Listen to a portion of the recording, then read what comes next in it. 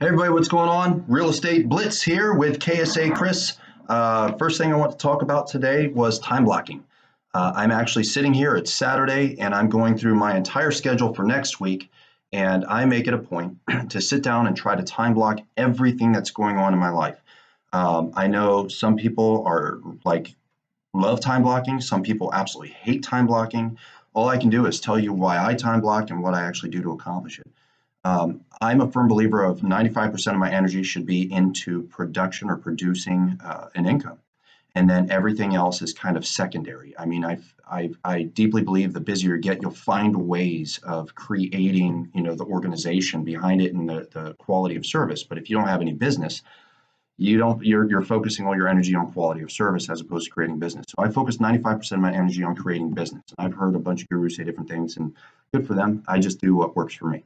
So time blocking to me is basically sitting down. I do it every day, but once a week, every Saturday, I sit down for about an hour and I write out the entire next week's schedule. I break it down. So like for me, I'm in here at 6:30. I knock out my email campaigns. Right after that, I do some video work. Right after that, I do my cold calling session. Right after that, I do my CRM updates and cleanup. After that, I'm going to do my follow-up calls. That's actually where you make a majority of your money.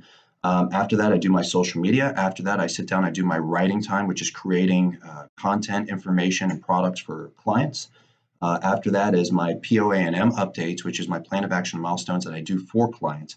And then I leave the rest of my day open, which the rest of my day I still have available roughly about 2.5 to 3 hours, 2.5 to 3 hours. And that's for admin stuff. That's for projects. That's for, admin and everything else like that. Now, the thing that always comes up with people, I say, well, I time block and then my world gets crazy. That's normal. Look, it won't stay this way. That's why I do it on Saturday. It won't stay this way. I organize every day, and I already have 1, 2, 3, 4. I already have 4 appointments for next week, right? I build my time blocks around appointments if I already have them on a Saturday.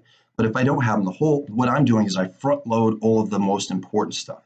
All the most important stuff I front load that's going to produce me an income. So those are my call sessions, those are my follow-up calls, things like that, right? And in my email campaigns, because that's a daily. But I front load everything and I only take appointments in the afternoons. I'll probably do another video just on that.